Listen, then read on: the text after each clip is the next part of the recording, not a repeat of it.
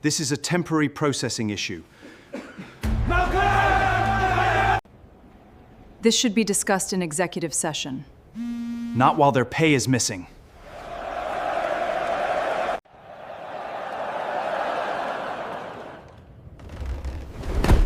Maybe start with paid to wander around with buckets.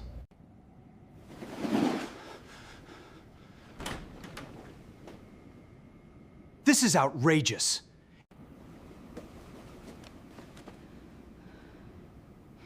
Not this time.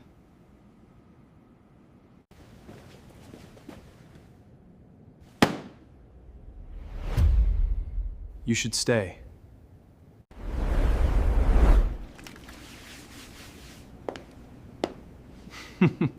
Make it shine, Sam. The morning payroll failed nobody. On the 32nd floor was laughing at Samuel Whitaker anymore. 3 hours earlier, they had watched him kneel beside the executive coffee bar with a towel in one hand and a gray plastic bucket in the other. Someone had spilled a caramel latte on purpose, just wide enough for it to crawl under the polished shoes of the sales team, and Tyler Brent had looked down at Samuel with a grin and said, "The floor finally matched the help." By 10 o'clock, the same people were packed into the glass conference room, pale and restless, staring at a projector screen that showed the company account had less than $4,000 left in it. Direct deposits had bounced, bonuses had vanished. The chief financial officer kept wiping sweat from his upper lip. The human resources director was whispering too loudly into her phone, and Samuel, still wearing his janitor's uniform, walked to the front of the room as if he had been expected there all along. He did not raise his voice. He did not smile. He simply placed the folder on the table in front of the board chair, uncapped a pen, and signed his full name beneath a payroll authorization worth more than $8 million. The room went so quiet that people could hear the building's air vents humming above them. The signature on the screen matched the signature on every emergency payroll wire the company had received for the past 11 months. Samuel J. Whitaker. That was the first time most of them learned the name of the black man they had called Mop Guy every morning. It was also the moment they realized the person they had mocked for being beneath them was the only reason their salaries had arrived on time. To understand why Samuel stood there in that uniform, you have to go back to the first Monday he entered the Whitcomb Tower as an employee nobody bothered to look at twice. The building sat in the center of downtown Charlotte, all blue glass and polished stone, the kind of place where people walked fast because standing still looked like failure. The company inside it, Hartwell Meridian, made software for hospitals and insurance networks. Its marketing promised trust, precision, and care. Its lobby smelled like lemon wax and expensive ambition. Samuel arrived at 5:40 in the morning. Before the sun burned the gray off the windows, he wore a clean work shirt with the name Sam stitched over the pocket, black work shoes with thick soles, and a canvas cap pulled low over his forehead. He was 63 tall, but slightly stooped in the way men become when they have carried grief longer than they talk about it. His hands were broad, dark, and scarred at the knuckles. They were hands that had cleaned offices, fixed trucks, signed contracts, held his wife's hand through chemotherapy, and buried his father on a rainy Thursday in Alabama. The woman at the security desk, Nora Ellis, knew exactly who he was. She had been briefed by the private attorney who arranged his badge, his schedule, and his temporary position through a cleaning subcontractor that Samuel quietly owned. She also knew he had asked for no special treatment. When she handed him his access card, she kept her voice low and professional. Samuel thanked her, clipped the badge to his shirt, and stepped into the service elevator with a mop handle tucked under one arm. Hartwell Meridian was not failing on paper. On paper, it had impressive clients, glossy investor decks, and a leadership team that spoke in confident sentences about growth. In reality, the company had been living on borrowed time. 2 years earlier, after a reckless expansion and a failed acquisition, Hartwell had been close to missing payroll for the first time in its history. Banks refused to extend credit. The board was divided. Employees who had given 10 or 15 years to the company had no idea how thin the floor had become beneath them. Samuel stepped in through a private holding company called Glenmere Trust. He bought a controlling interest quietly, paid off the most dangerous debt, and guaranteed payroll while the company rebuilt. He did it partly because Hartwell's software still mattered. Small clinics relied on it. Rural hospitals used it to process claims. Nurses and billing clerks who never met the executives depended on systems that could not simply disappear overnight. But he also did it because of Clara. Clara Whitaker, his wife of 37 years, had once worked at Hartwell Meridian when it was still a modest company occupying 2 floors above a bank. She was not an executive. She was the woman who answered phones, remembered birthdays, stayed late to help new hires find forms, and brought pound cake to office potlucks because she believed workplaces were only as decent as the people who noticed one another. Hartwell's old founder had treated her with respect when Samuel was still building his cleaning business from a second-hand van. The company had kept her health insurance active during the first months of her illness, even after she was too weak to work full-time. Samuel never forgot that. By the time Samuel bought control, Clara had been gone 4 years, and Hartwell was no longer the company she remembered. The founders were retired. The new leadership team had learned to polish language until selfishness sounded like strategy. They called layoffs alignment. They called vendor squeeze efficiency. They called disrespect culture fit. And the lower someone stood in the building's hierarchy, the less visible that person became. Samuel could have studied that culture from board reports. He could have listened to consultants, sat through presentations, and trusted the executives who assured him that morale was excellent. Instead, he remembered something Clara used to say after every company party she attended. If you want to know the truth about a place, ask the person who cleans it after everyone leaves. So Samuel became the person who cleaned it. At first, most employees barely noticed him. That was the point. He emptied trash cans, wiped fingerprints from glass doors, restocked paper towels, and listened. He heard things that never reached board meetings. He heard managers complain that senior developers cost too much because they had families now. He heard a director laugh about delaying reimbursements because employees were too embarrassed to ask twice. He heard interns whisper in stairwells about crying in bathrooms. He heard janitors from the night shift compare which floors treated them like people and which floors treated them like furniture that happened to move. The 32nd floor was the worst. That floor belonged to the executive team, enterprise sales and strategy. The carpet was softer there. The coffee was better. The conference rooms had names like Horizon Summit and Keystone, as if the company could elevate itself by naming rooms after things high above ordinary ground. The people who worked there understood power as a performance. They dressed carefully, spoke quickly, and laughed hardest when the joke landed on someone who could not afford to answer back. Tyler Brent was the first one to make Samuel into entertainment. Tyler was vice president of enterprise sales, 38 years old, handsome in a forgettable way with the bright confidence of a man who had mistaken commissions for character. On Samuel's second morning, Tyler stepped out of the elevator with 2 younger sales associates and stopped short when he saw Samuel mopping near the reception desk. "Careful," Tyler said loudly enough for everyone nearby to hear. "If you mop too slow, we might have to outsource you to a faster broom." The associates laughed because Tyler laughed. Samuel looked up, nodded once, and moved the yellow caution sign 2 inches farther from the wet tile. He said, "Good morning." Tyler did not answer. Small cruelties became routine because nobody stopped them. Someone placed empty coffee cups on Samuel's cart while he was still pushing it, as if his cart were a moving trash can built for their convenience. Someone asked if he knew how to read the recycling labels. Someone complained that he was using the executive elevator even though his badge allowed him there during morning cleaning. When Samuel apologized and stepped aside, a woman from strategy smiled at her phone and murmured that the building was getting very inclusive these days. The worst part was not always the words. Sometimes it was the casualness. Nobody looked guilty. Nobody lowered their voice. The insult did not feel risky to them because Samuel's uniform made him seem consequence-free. He was an older black man with a mop in a building where younger white managers spoke about equity on company panels and then snapped their fingers when a spill appeared. Samuel recorded none of it at first. He was not there to collect every rude sentence like coins. He believed people could have bad mornings. He believed arrogance sometimes came from fear. He believed correction should begin before punishment. So he watched for patterns. Patterns told the truth.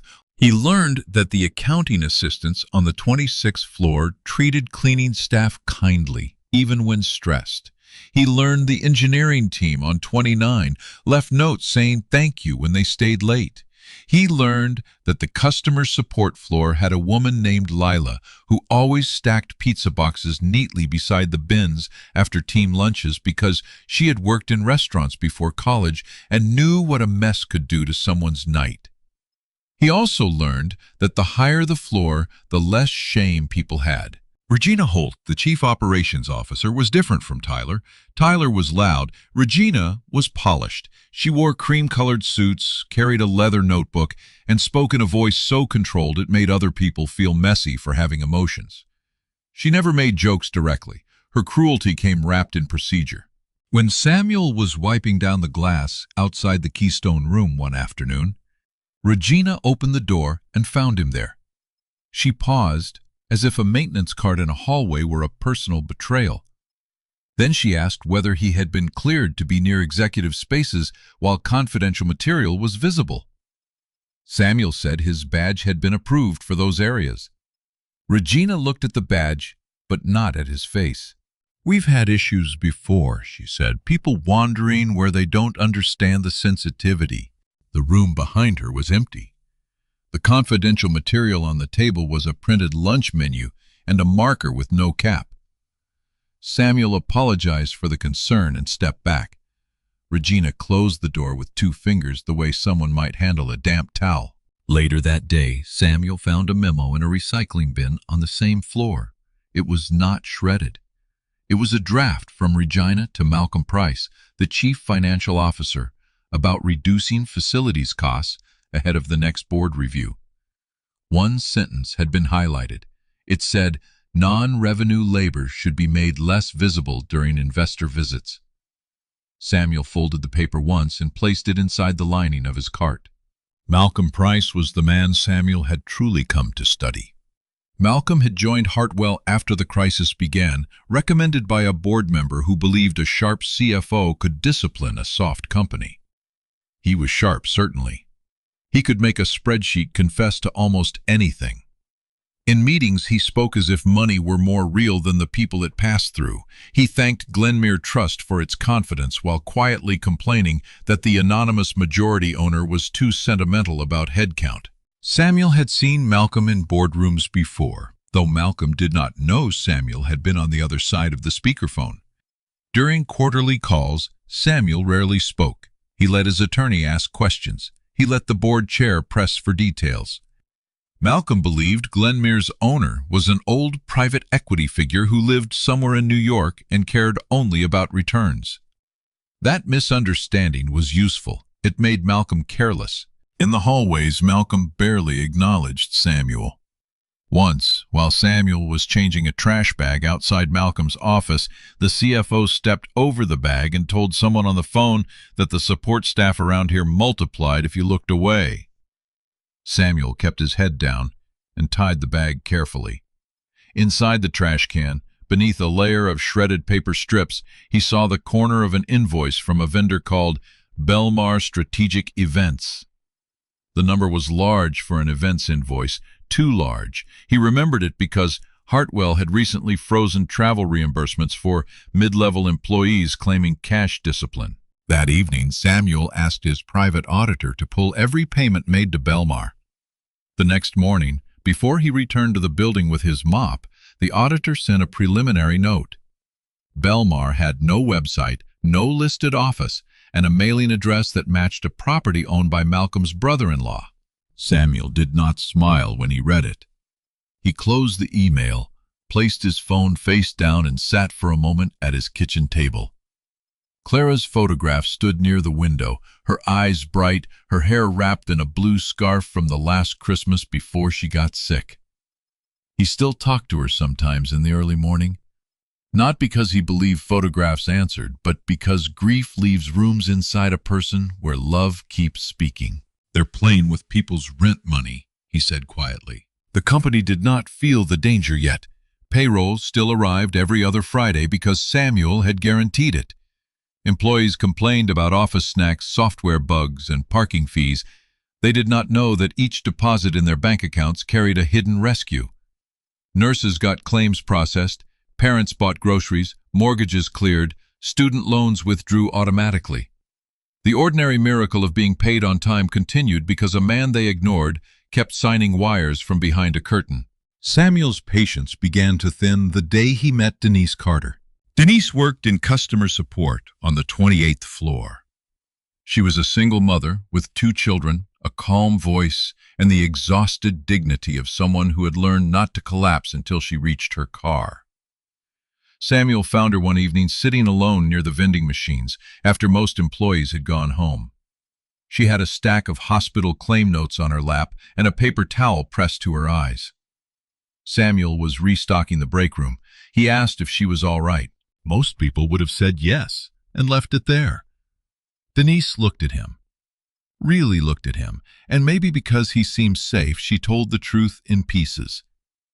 Her manager had denied her overtime, even though she had worked 3 late nights. Her rent was due. Her daughter's asthma medication had gone up again. Payroll had sent a notice about a possible timing delay due to a banking system transition, and even 1 day late would mean fees she could not absorb. Samuel listened without interrupting. When she apologized for unloading on him, he shook his head. People should not have to apologize for being pressed too hard by life. He asked how long she had worked at Hartwell. 9 years, she said. She had trained people who now earned more than she did. She stayed because she believed the software helped patients get care approved faster.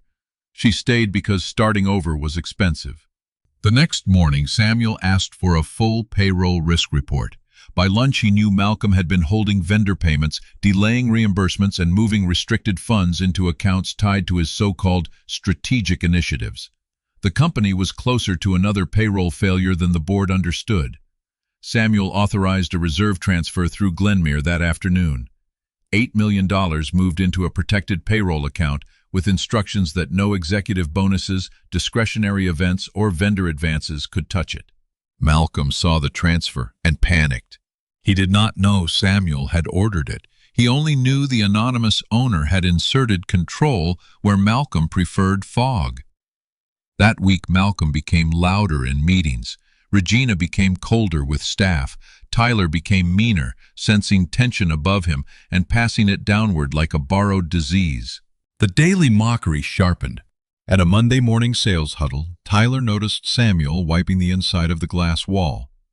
He stopped his presentation, looked toward the team, and said they should all be grateful because at least somebody here was hitting their cleaning targets. The room laughed. Samuel continued wiping in slow circles, letting the glass clear beneath his hand. Tyler then asked Samuel if he wanted to join the forecast meeting since pushing a mop had probably given him insights into pipeline management. Samuel looked through the glass at the young associates laughing too hard. One of them, a new hire named Aaron, laughed a second late and then looked away ashamed. Samuel noticed that. He noticed shame because shame meant the conscience was still breathing. A few days later, Regina issued a new policy requiring cleaning staff to use only service elevators between 7 and 6 unless directly summoned by a manager. The memo claimed the change would improve traffic flow and client experience. Nora, at security, read it twice and called Samuel privately. He told her to let the policy stand. He wanted to see who enforced it and how. It took less than an hour. Samuel stepped into an executive elevator at 6:45 the next morning, technically before the policy window began. Regina entered on the next floor with 2 visiting consultants. She saw him, looked at the mop bucket, and said, This car is for client-facing personnel." Samuel stepped out without argument. The consultants shifted uncomfortably. One of them, a woman with silver glasses, whispered that he had been there first. Regina pretended not to hear. The elevator doors closed on Samuel, standing in the hallway beside his bucket. The service elevator was broken that morning. It had been broken for 3 days because maintenance approval was sitting unsigned on Malcolm's desk. Samuel carried supplies up 6 flights from the nearest working access point. By the time he reached 32, his shirt was damp beneath the collar. Tyler saw him breathing hard and told the room that cardio came free with minimum wage. Samuel had not earned minimum wage in 40 years. He had created jobs, bought companies, funded scholarships, and sat across from governors. None of that protected him from the old humiliation of being reduced to the tool in his hand. That was the part nobody in that hallway understood. Money could change where a man slept, what he drove, and who returned his calls. It could not erase the memory of his father coming home from the courthouse with cleaning chemicals on his sleeves and silence packed behind his teeth. Samuel's father, Levi Whitaker, had cleaned the county courthouse in Mobile for 26 years. Judges greeted him when nobody was watching and ignored him when lawyers stood nearby. Once when Samuel was 14, he saw a young attorney drop cigarette ash on the marble floor and tell Levi he had missed a spot. Levi bent down with a cloth, while Samuel stood frozen near the door, burning with helplessness. On the walk home, Samuel asked why his father did not say something. Levi answered that feeding your children sometimes required swallowing words sharp enough to cut you from the inside. Samuel never forgot that sentence. It became one of the engines of his life. He built his first cleaning company because he understood the work and wanted the workers treated better. He paid above market before he could afford to. He gave health insurance when competitors said it was foolish. He learned buildings at night, then logistics, then real estate, then acquisitions. Wealth did not make him ashamed of where he started. It made him protective of everyone still standing there. That was why he did not leave Hartwell when the insults became personal. A proud man could have revealed himself the first week and enjoyed the fear in their faces. Samuel was proud, but he was also disciplined. He wanted truth large enough to hold up in daylight. He wanted to know who was cruel because they were careless, who was cruel because they were afraid, and who was cruel because cruelty benefited them. Malcolm benefited.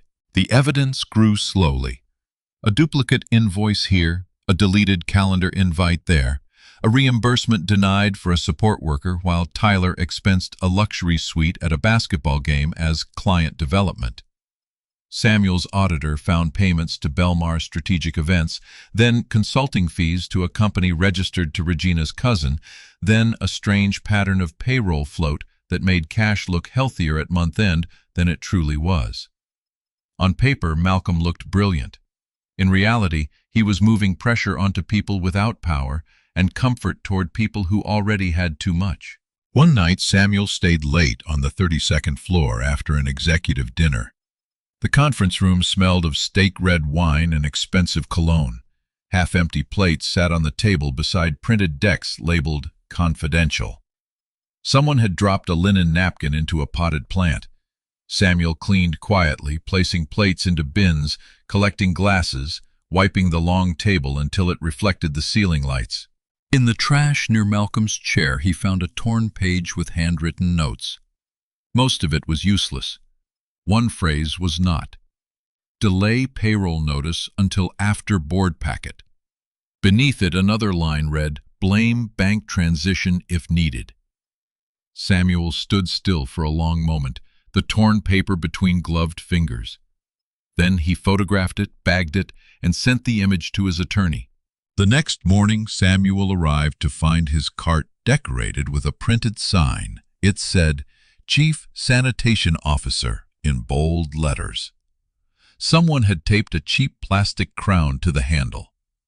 A few employees gathered near the coffee bar, pretending not to watch his reaction.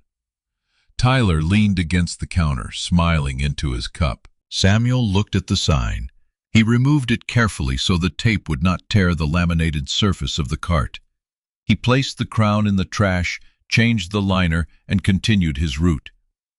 The lack of reaction annoyed Tyler more than anger would have. "Come on, Sam," Tyler said. "We gave you a promotion." Samuel turned just enough to meet his eyes. "A promotion usually comes with responsibility," he said. "Be careful giving out titles you don't understand." It was the longest sentence most of them had heard from him. A few smiles faded.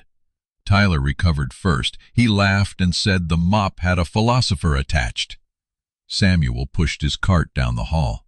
Aaron, the new sales associate, found Samuel later near the supply closet. He was nervous, shifting his weight from one foot to the other.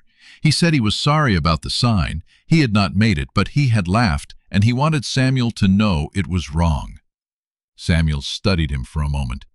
Aaron looked young enough to still be deciding what kind of man he would become. "Then let it cost you something next time," Samuel said. Aaron frowned, not understanding. "Feeling bad after the room laughs is easy," Samuel told him. "Doing right while the room is laughing is where it starts to mean something." Aaron nodded slowly. That small conversation would matter later, though neither of them knew how much. The crisis arrived 3 weeks before the annual investor review. Hartwell Meridian's leadership had prepared a beautiful presentation. The deck had charts climbing upward, photographs of smiling employees, and a slide titled "People First." Regina had arranged for the cleaning crew to finish executive floors before 7 and remain out of sight during the visiting hours. Tyler had rehearsed jokes about momentum. Malcolm had rearranged numbers until the company's cash position looked controlled. He had also quietly attempted to move part of Samuel's protected payroll reserve into a discretionary operating account. The transfer failed.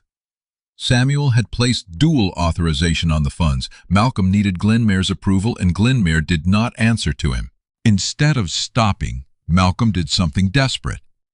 He delayed final payroll release, expecting to blame the bank and force the board to loosen restrictions during the investor review.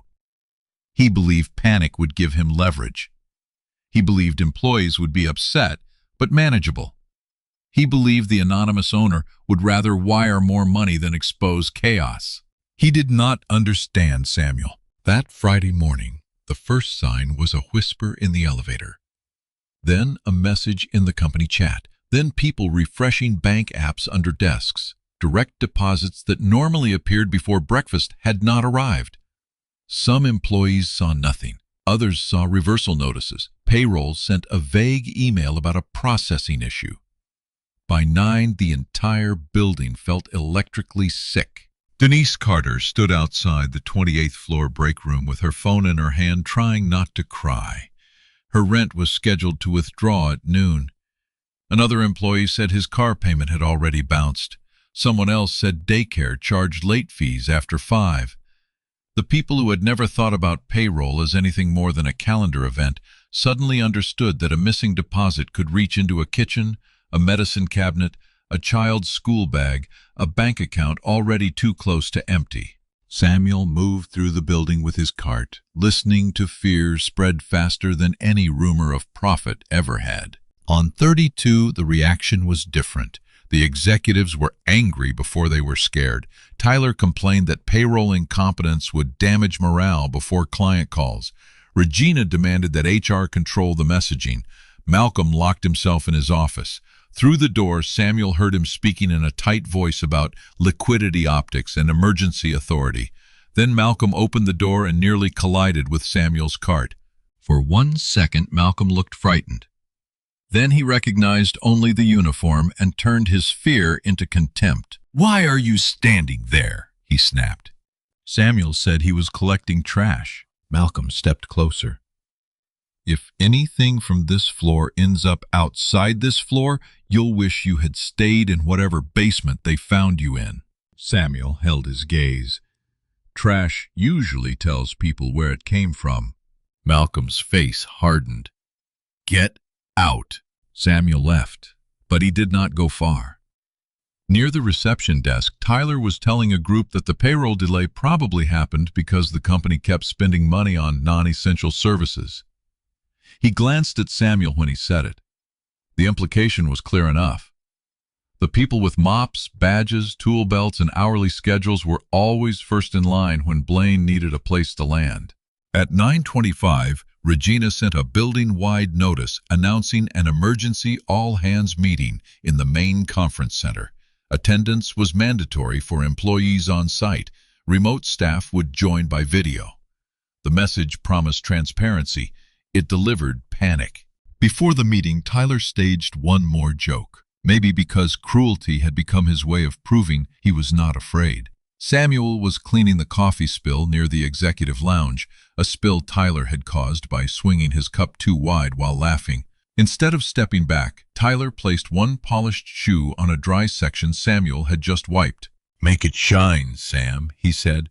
"Some of us need to look professional when the adults come in." A few people laughed, though less confidently than usual. Aaron did not. He stood near the copier, face tight, and said, "Tyler, leave him alone." The room shifted. Tyler turned slowly. The danger in challenging a man like Tyler was not that he would explode. It was that he would remember. He smiled and asked Aaron if he had joined the custodial union. Aaron's ears went red, but he did not take it back. Samuel continued cleaning. Inside, he felt a small, unexpected warmth.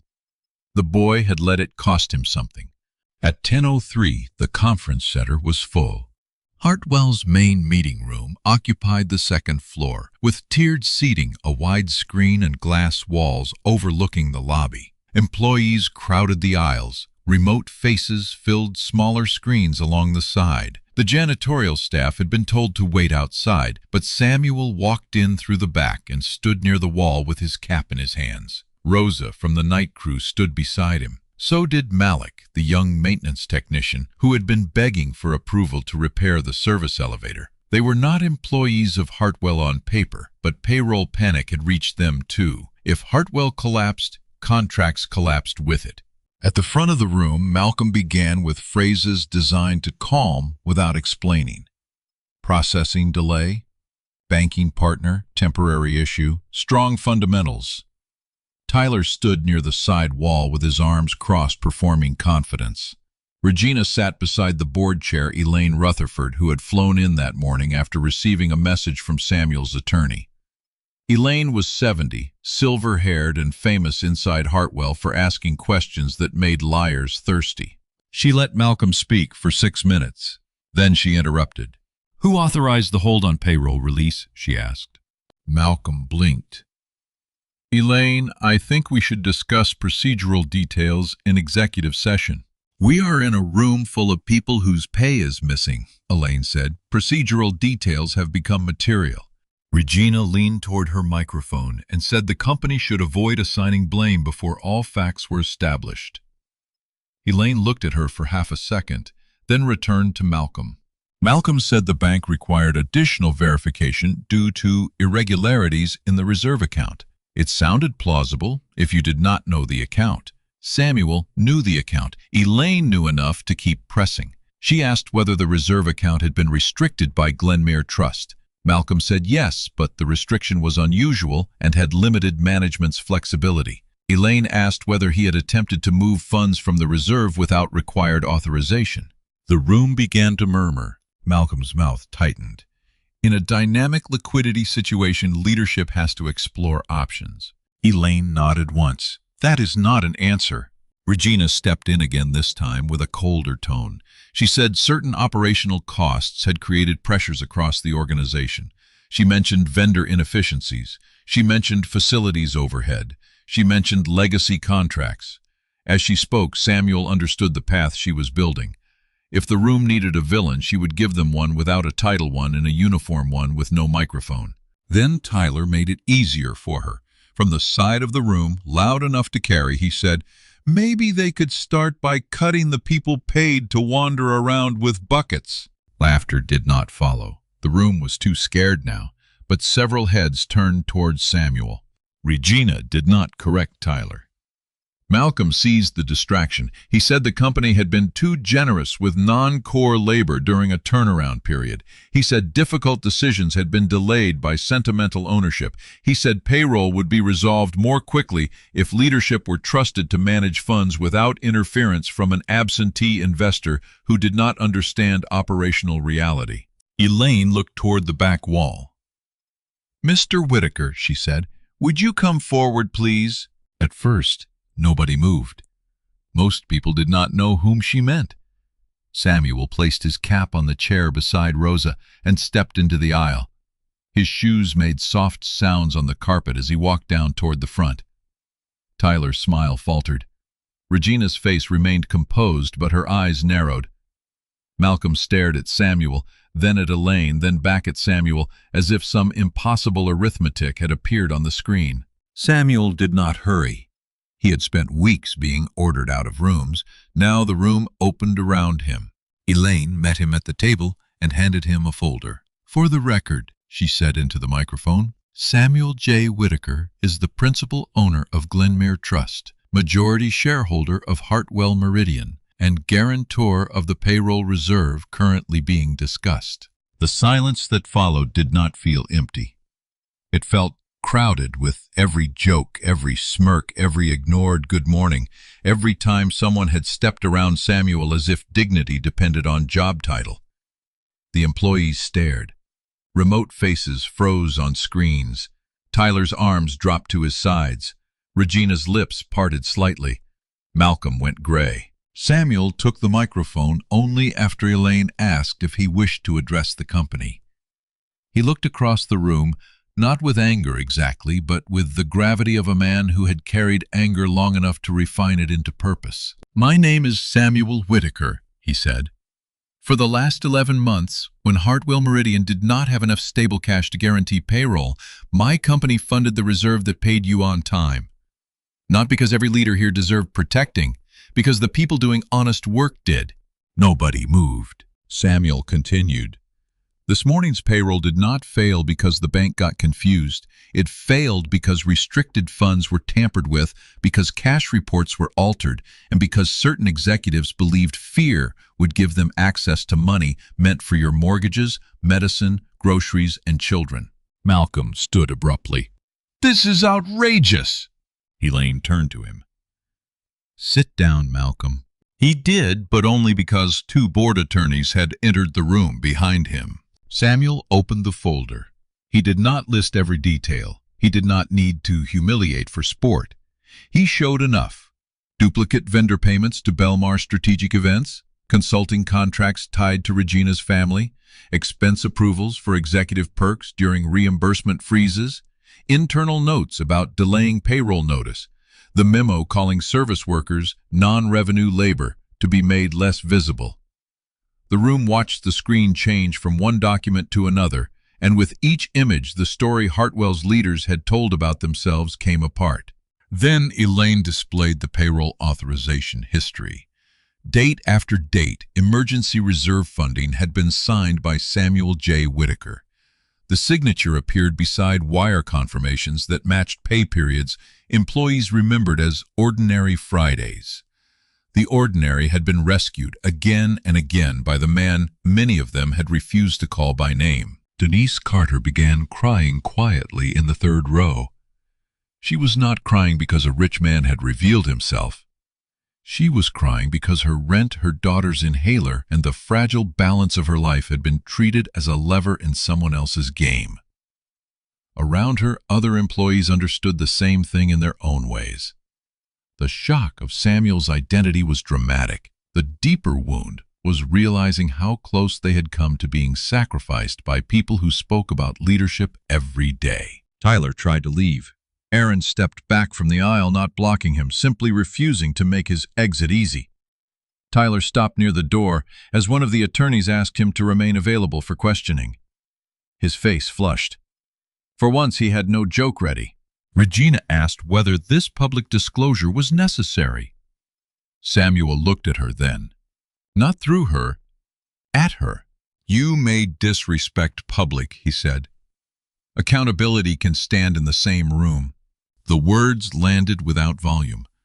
That made them heavier. Malcolm attempted to defend himself with language. He spoke of liquidity, stakeholder pressure, strategic discretion, and turnaround realities. Elaine let him speak until his sentences began to fold over themselves.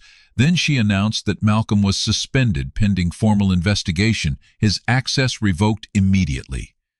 Regina was placed on administrative leave. Tyler was removed from management responsibilities pending review of conduct violations and expense irregularities. HR's handling of complaints would be audited by an outside firm. Security officers approached Malcolm with a restraint that made his earlier arrogance look childish. His badge was disabled before he reached the door. The room did not applaud. Samuel would not have wanted applause. Applause can make justice feel like entertainment. This was not entertainment. It was correction. He signed the payroll authorization in front of them. The pen moved steadily across the paper. The screen updated with confirmation that the protected reserve had released. Payroll would process within the hour, including late fee reimbursements for employees who could document penalties caused by the delay. The company would cover overdraft charges. Hourly workers would receive an additional emergency stipend. Contracted facilities staff, including the cleaning and maintenance teams affected by Hartwell's instability, would receive guaranteed payment through the next quarter, while contracts were renegotiated. For the first time that morning, people breathed. Samuel was not finished. He told them why he had come in as a janitor. He did not tell the story like a trick.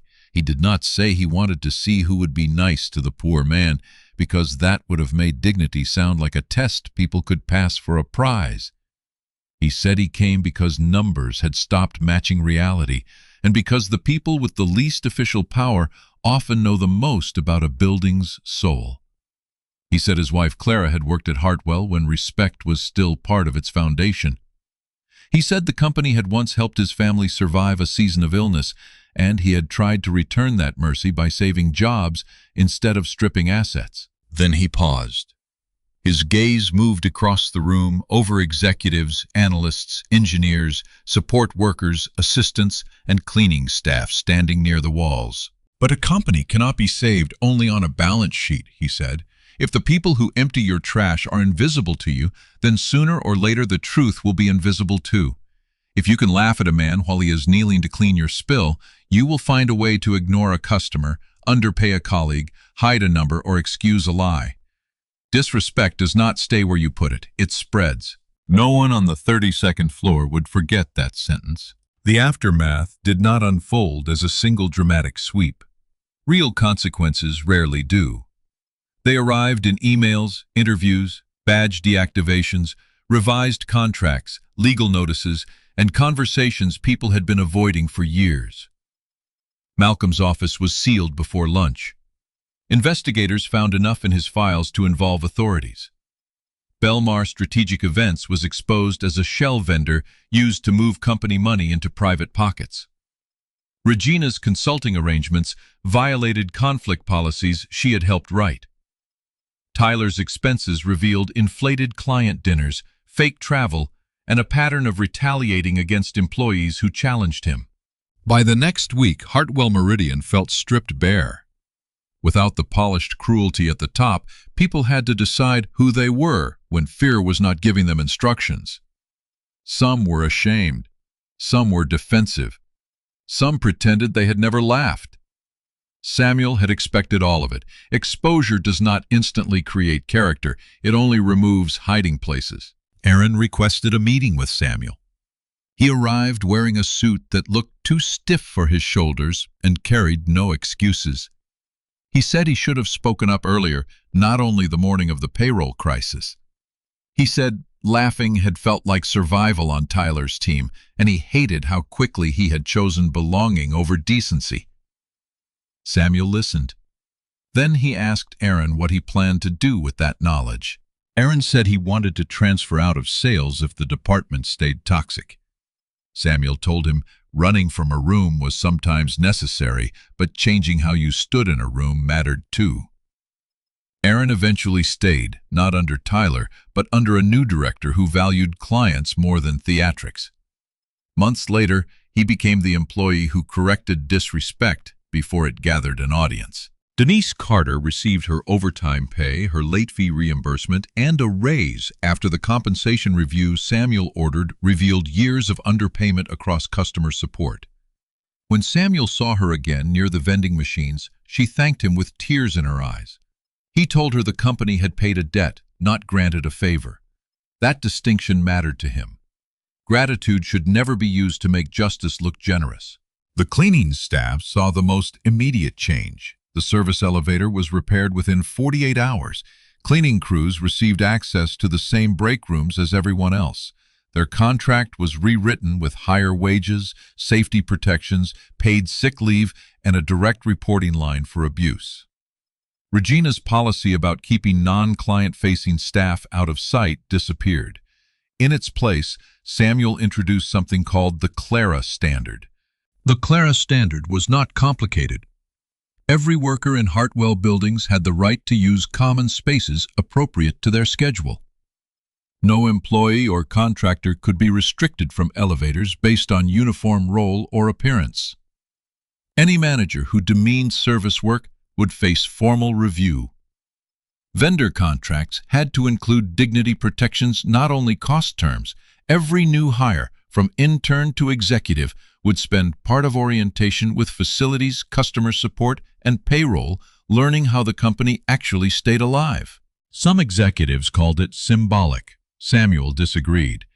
Symbols shape behavior when they are backed by consequences. The first orientation under the new standard was awkward.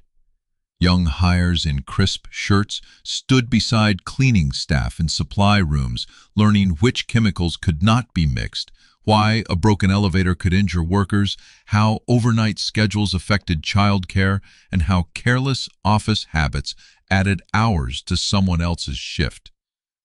Malik explained maintenance tickets with a patience that made several managers uncomfortable. Rosa described cleaning conference rooms after late executive dinners and watching people leave confidential documents in trash cans, while assuming the person cleaning up could not understand them. Nobody laughed. Samuel attended part of that first session in his old gray uniform. Not because he needed the disguise anymore, but because he wanted people to see the uniform without the lie they had placed on it. It was not a costume. It was work. Work did not become honorable when a wealthy man wore it. It had always been honorable. The shame belonged to those who failed to see that. Hartwell's recovery was not instant, but it became honest. The board appointed an interim CEO from outside the old executive circle, a woman named Priya Raman, who had grown up working weekends in her parents' motel and had no patience for leaders who mistook polish for competence. She opened the books to employees in plain language. She restored reimbursement timelines. She cut executive perks before cutting jobs. She invited anonymous questions and answered the painful ones first. There were resignations. Some people preferred the old culture because it had rewarded them. Others left before they could be asked to explain what they had ignored. Samuel did not chase them. A workplace built on dignity cannot require everyone to stay. It requires the people who stay to change what they protect.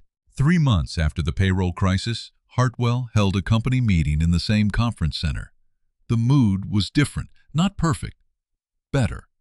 Denise spoke about support workloads and staffing. Malik demonstrated the new maintenance reporting system.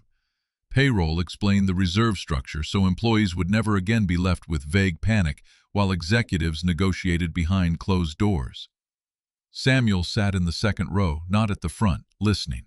Near the end, Elaine asked him to say a few words. He walked up slowly. This time he wore a dark suit, simple and well-tailored, with no tie. People stood to applaud, but he lifted one hand gently, and they settled.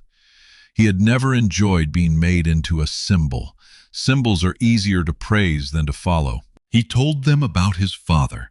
He described Levi Whitaker cleaning courthouse floors after hours, carrying himself with dignity in a world that often refused to return it. He described being 14 and watching a man with a law degree drop ash on purpose. He admitted that for years he thought wealth would be the answer to that memory. He thought if he built enough, owned enough, signed enough checks, nobody could ever make him feel like that boy again. Then he stood in Hartwell's hallway with a mop while people laughed, and he realized the wound had never been about money. It had been about the lie that some people were born to be stepped around. The room listened differently than it had listened on the day of the reveal. Shock had opened their ears then. Time had made room for understanding. Samuel said the payroll signature mattered less than people thought. Yes, his name had been on the wires. Yes, his money had kept deposits moving, but salaries were not gifts from owners to workers. Salaries were the price of labor already given. The company owed its people because its people had already spent hours of their lives creating value. The person who signs the check is not more human than the person who earns it. That became one of Hartwell's quiet turning points. Employees repeated that line not as a slogan printed on office walls, but in decisions. Payroll stopped being an invisible back-office function and became a protected promise. Facilities stopped being a cost center people joked about and became part of operational risk planning. Customer support stopped being treated as a complaint sponge and became a source of product intelligence. Respect became less sentimental because Samuel tied it to systems. Tyler Brent did not return. His career did not collapse overnight, but it stopped rising on borrowed intimidation. When investigators finished, he was required to repay false expenses. He lost references he had assumed were guaranteed. The people who once laughed at his jokes became careful when his name appeared. He sent Samuel one email, short and stiff, apologizing for conduct that may have been perceived as disrespectful. Samuel did not answer. Some apologies are written to relieve the sender, not repair the harm. Regina Holt fought her termination longer. She hired lawyers. She claimed selective enforcement. She insisted her policies were about efficiency, not dignity. Then the memos surfaced, the vendor ties became clear, and former employees began speaking openly. The image she had curated so carefully could not survive contact with her own words. Her exit was quiet, which suited her less than any public rebuke could have. Malcolm Price faced the hardest consequences. Fraud is not a personality flaw a company can coach away. It leaves records. It harms people. It invites law. When charges were filed, local news covered the story for a week, fascinated by the twist of a janitor owner exposing executive misconduct. Reporters wanted Samuel to perform outrage. They wanted the dramatic version. He gave them the truthful one. He said the story was not about a rich man going undercover. It was about how easily institutions excuse mistreatment when profit wears a clean suit. The headline faded. The work remained. One evening in late autumn, Samuel returned to the 32nd floor after most employees had gone home. He had not cleaned there in months. The executive lounge was quieter now. The coffee bar had a sign asking people to wipe spills immediately and notify facilities for anything unsafe. It was a small sign, almost ordinary. Samuel liked that. The best changes eventually become ordinary. He found Rosa near the windows checking supply inventory on a tablet. She told him the new schedule had helped. People were less exhausted. Turnover had slowed. One of the younger cleaners had started community college because the raise made evening classes possible. Malik had been promoted to facilities coordinator. Denise had moved into a training role. Aaron had organized a peer group for new hires about ethical sales practices, a phrase Tyler would have mocked until he needed it. Samuel looked out over the city lights. In the glass, he could see his reflection beside Rosa's. For a moment, the reflection layered him in two versions, the man in the suit and the man in the gray uniform. He felt no need to choose between them. Both were true. Both had survived. Rosa asked if he missed the cleaning route. Samuel smiled a little. He said he missed the quiet before sunrise, when a building told the truth before people arrived to decorate it. He did not miss the disrespect. Nobody should miss that. But he missed the honest rhythm of making a place ready for others, the dignity of leaving a room better than he found it. Before he left, he walked past the Keystone conference room. The glass was spotless. Inside, a meeting had ended hours earlier.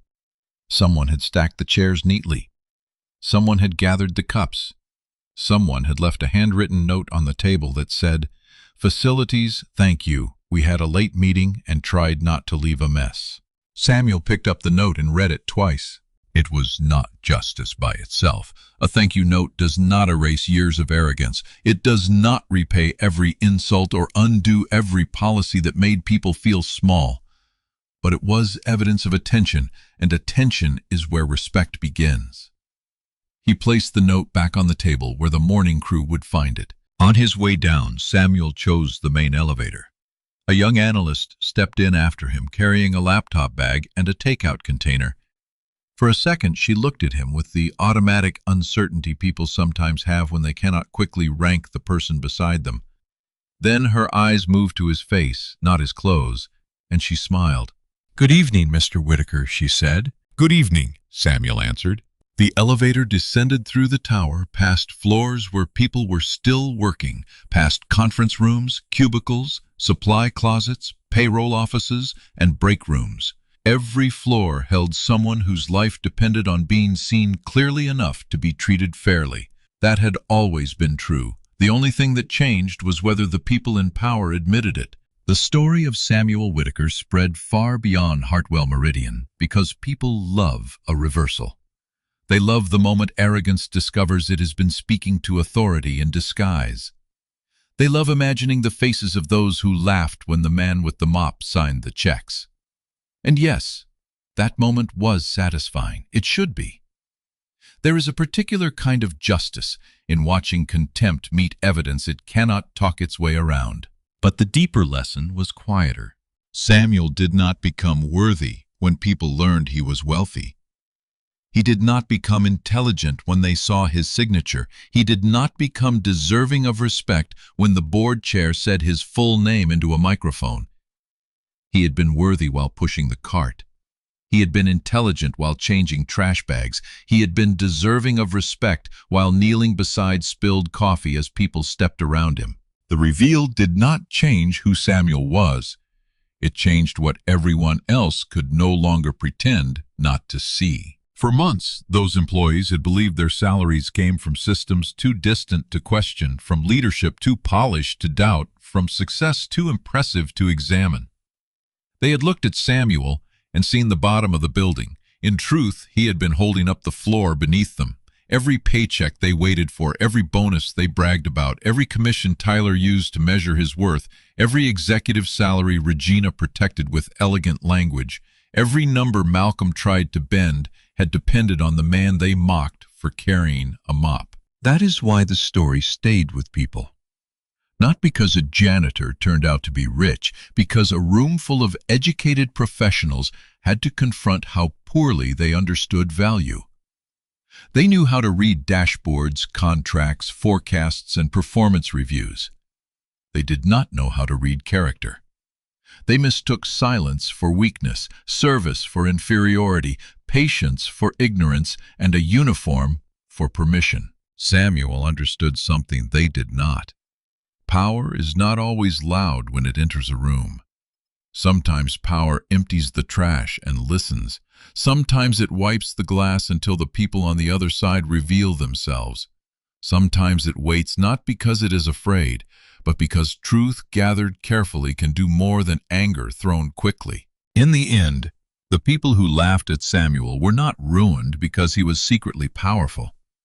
They were exposed because they had been careless with people they thought had none. Their downfall began long before the payroll meeting. It began with the first ignored good morning, the first joke nobody challenged, the first policy written to hide workers from sight, the first decision to treat human dignity as an optional expense. And Samuel's victory was not that he made them afraid of him. Fear would have been too small. His victory was that he made the company remember what Clara had known years before, what Levi Whitaker had carried silently through courthouse halls, what every person who cleans, repairs, answers, lifts, files, drives, stocks, serves, and supports already understands. No honest work is low work. Only the way people look at it can be low. So the next time someone at Hartwell Meridian saw a cleaner in the hallway, most of them did something that should never have required a scandal to teach. They moved their own cup. They held the elevator. They learned the person's name. They said thank you and meant it. And when payroll arrived every other Friday steady and on time, the deposit no longer felt like a distant transaction from a faceless company. It felt like a promise with a history. Samuel kept one thing from those months in the tower. Not the crown Tyler taped to his cart, not the insulting sign, not even the first payroll authorization that revealed his name. He kept his gray work shirt with Sam stitched over the pocket. He had it cleaned, pressed, and framed in his office, not as proof that he had fooled anyone, but as a reminder that the truth of a person is never contained by the work other people assign to them. Visitors sometimes asked about it. Samuel would look at the shirt for a moment before answering. He would say it belonged to a man who learned that a building can shine on the outside while rotting in its corners. Then he would add that if you want to know whether a place is truly clean, do not start with the windows. Start with how it treats the people holding the mop. Do you have anything else to add? Your Honor, the site evidence is on this phone.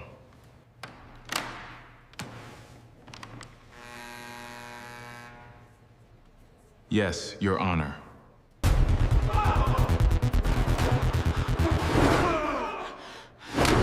That recording is out of context.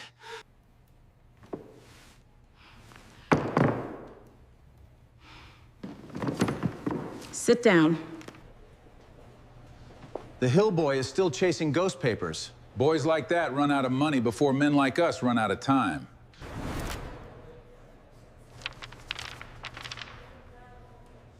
You counted on me getting tired. All development on the disputed land is halted, records are preserved, fraud evidence referred, and transfers frozen.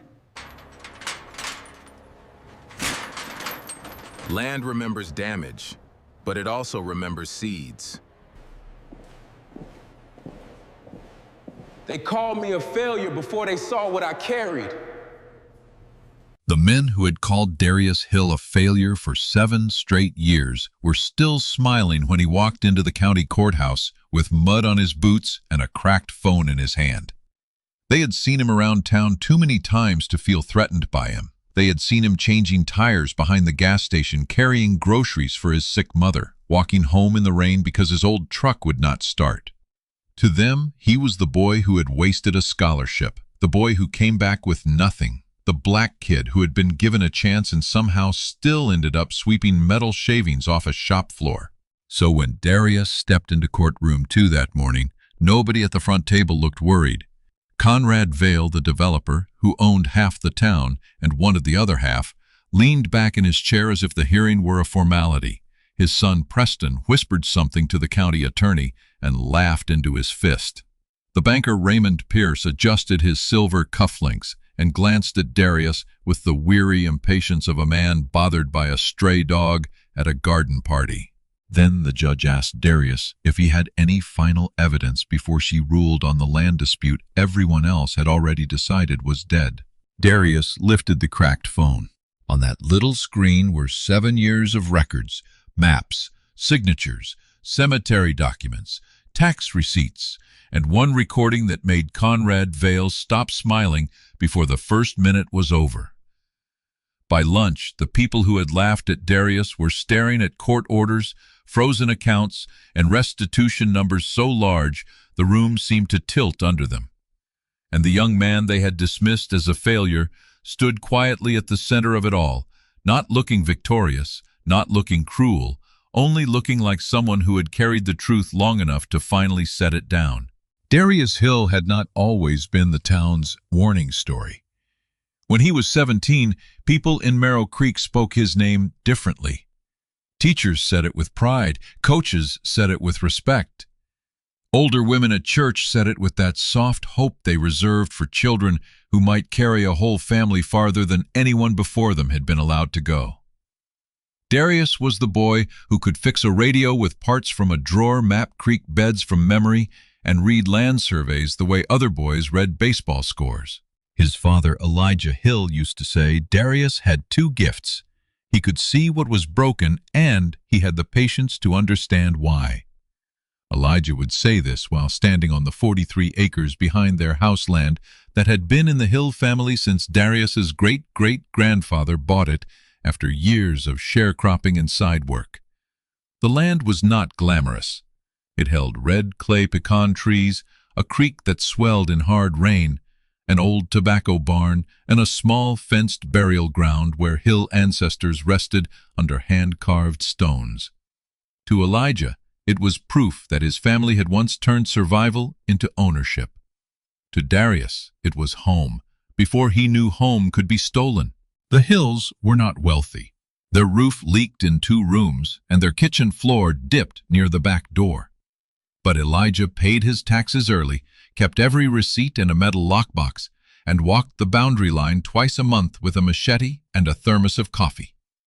He had watched too many black families lose land through confusion, pressure, forged papers, tax tricks, and courthouse language designed to sound neutral while favoring whoever could afford a lawyer. So he taught Darius the parcel numbers before he taught him how to drive. Darius grew up hearing stories from the land. His grandmother told him where the old well had been. His mother, Lucille, showed him the pecan tree where Elijah proposed with a ring bought on layaway. His father pointed to the low rise near the creek and said Darius's great-grandmother had planted collards there during a winter when the family had almost nothing else to eat. Every patch of ground had memory pressed into it. That was why Elijah refused when Conrad Vale came asking to buy. Conrad was the kind of man Merrow Creek treated like weather. People complained about him, planned around him, and acted as if nothing could be done to change his direction. His company, Vale Development, had built subdivisions, storage units, and shopping strips across 3 counties. He donated to sheriff campaigns. He sponsored baseball uniforms. He paid for the fireworks every 4th of July and made sure his company logo was printed on the banner. He smiled in church, shook hands at the diner, and sent lawyers when smiling failed. At first, Conrad offered Elijah more money than the Hills had ever seen in one document. He wanted the land for a luxury lakeside community called Copper Bend, though there was no lake yet, only the creek and a plan to dam part of it once enough property changed hands. Elijah read the offer at the kitchen table, folded it carefully, and slid it back into the envelope. He told Darius some things were worth more than being rescued from bills. Conrad returned twice. The second offer was bigger. The third carried a warning hidden inside politeness. Development was coming whether Elijah participated or not. Roads would be rerouted, drainage would change, taxes might rise, standing alone could become expensive. Elijah thanked him for stopping by and walked him to the porch. Darius, 16, then watched from the hallway as Conrad looked out over the pecan trees with the expression of a man already arranging someone else's memories on a blueprint. A year later, Darius won a scholarship to study civil engineering in Atlanta. At the ceremony, the school principal called him proof that hard work could outgrow circumstance. Preston Vale, Conrad's son, stood at the edge of the gym wearing a private school blazer, even though he had transferred 2 years earlier. He clapped with 2 fingers and told a friend Darius would be back by Christmas once he saw real competition. Darius heard it. He looked over just long enough for Preston to know he had heard it, then turned back to his mother's proud, wet face. For a while, college felt like a door opening. Darius learned computer mapping, stormwater design, property law basics, and the language behind the documents his father had always guarded so carefully. He worked nights in the equipment room and called home every Sunday. Elijah never let him end a call without asking what he had learned that week. Lucille sent care packages with Sox cornbread wrapped in foil and handwritten notes telling him not to shrink himself to make anyone comfortable. Then, in the second semester of his sophomore year, Elijah Hill died. The official cause was a machinery accident at a construction site outside Merrow Creek. Elijah had taken contract work inspecting drainage trenches because medical bills had grown after Lucille's first hospital stay. The company managing the site was a Vale subcontractor, though Conrad's name did not appear on the paperwork. Witnesses said a retaining wall failed after heavy rain. The report said Elijah had entered a restricted zone. Men at the site repeated that line until it sounded like fact. Darius knew his father. Elijah did not ignore warning signs. He was the man who tied extension cords twice and checked porch steps before letting children run across them. Darius came home for the funeral and found his mother moving through the house like someone underwater. Bills were stacked beside sympathy cards. The roof leak had spread. The metal lockbox was missing from the closet where Elijah always kept it.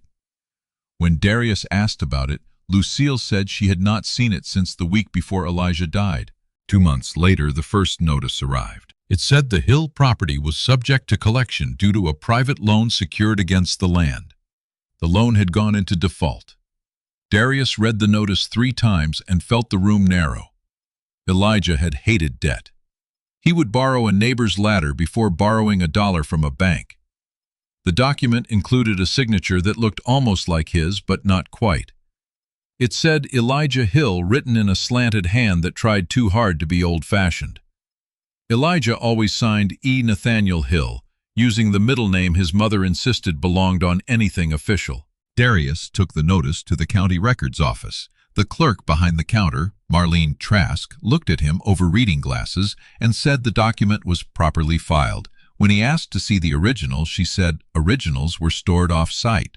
When he asked why the loan had not appeared in the tax records Elijah kept at home, she said families often knew less about their finances than they believed. Then she lowered her voice and told him grief could make people suspicious. That sentence lodged in Darius like a splinter. He went to Raymond Pierce at First Merrill Bank. Raymond had known Elijah for 20 years, had waved to him at church, had once eaten Lucille's sweet potato pie at a fundraiser and asked for the recipe. Behind his polished desk, Raymond spoke gently at first. He said Elijah had been under pressure. He said good men sometimes made private decisions. He said the bank could not discuss every detail with a son who was not listed as the borrower. When Darius pushed, Raymond's kindness hardened. He said if Darius cared so much about the family land, perhaps he should not have gone off to college while his father carried the burden alone. That was the first time someone made Darius feel guilty for leaving and guilty for coming back in the same breath. He withdrew from school at the end of that semester. He told himself it was temporary. He would work, care for his mother, gather records, and return once the land issue was solved. But Marrow Creek did not hear temporary. Marrow Creek heard dropout. Preston Vale made sure the story had teeth. He told people Darius could not handle college. Others added their own seasoning. Darius had gotten too proud. Darius had wasted a blessing. Darius thought he was better than town, then town proved him wrong. The foreclosure moved faster than mercy. The bank claimed notice had been properly served. The county said deadlines had passed. Legal aid said the case looked difficult without funds for a title attorney. Conrad Vale's company bought the lien through an affiliate with a name Darius had never heard before. Within 6 months, the land his family had held for generations was tied up in development filings. The first tree came down on a cold morning in February. Darius heard the chainsaws before he reached the fence. His mother was asleep after a bad night and he had walked out to clear his head. At the edge of the property, men in orange vests were cutting the pecan tree where Elijah had proposed. Darius ran toward them, shouting that they had no right. A site supervisor showed him a permit. Another worker, not unkindly, told him to step back before he got hurt. Darius stood there with his hands clenched while the tree cracked, leaned, and fell into the red clay with a sound that seemed too final for wood. By noon, half the town had heard he caused a scene. By evening, Preston posted a photo of the cleared field online with a caption about progress, not waiting for people who lived in the past. People reacted with thumbs-up emojis, little flames, smiling faces. Darius stared at the screen until the phone blurred in his hand. Lucille found him on the porch after dark. She sat beside him wrapped in Elijah's old jacket. She did not tell him to let it go. She knew better. She said anger was a fire, and if he did not build a stove around it, it would burn down the only house he had left. So Darius built the stove. He got a job at Harpen's Tire and Repair, changing tires, patching tubes, replacing belts, and sweeping the shop after closing. The job paid little, but the owner let him use the back office computer when the day was done.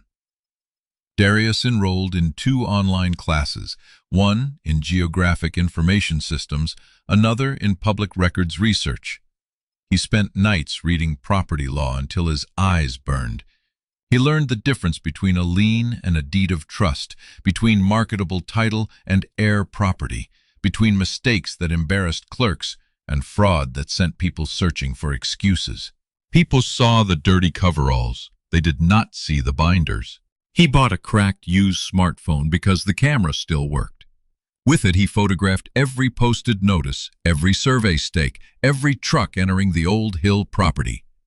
He mapped erosion after storms. He documented silt from Vale's grading work washing into the creek. He recorded the dates when county inspectors appeared and the dates they should have appeared but did not. He took pictures of tire tracks near the old burial ground after Vale crews promised not to enter that section. He became a quiet witness to everything men with money assumed nobody important would notice. The humiliations came steadily enough to become background noise. At the gas station, Preston once dropped his keys near Darius's boots and said he hoped Darius was still good at picking things up. At church, a deacon asked Lucille if Darius was looking for real work or still tinkering with tires. At the grocery store, Marlene Trask told someone within earshot that education did not stick to every child. Raymond Pierce smiled whenever he saw Darius, a banker's smile with no warmth in it, and asked if he had given any more thought to moving his mother somewhere easier to maintain. Darius answered rarely. Silence became part shield, part strategy. If he argued every insult, he would have no strength left for the work that mattered. The first real crack in the case appeared in the basement of the county library. The library had once been a courthouse annex, and old records were stored there in boxes that smelled of dust mildew and forgotten decisions. The librarian, Mrs. Eloise Mercer, had known Elijah since childhood.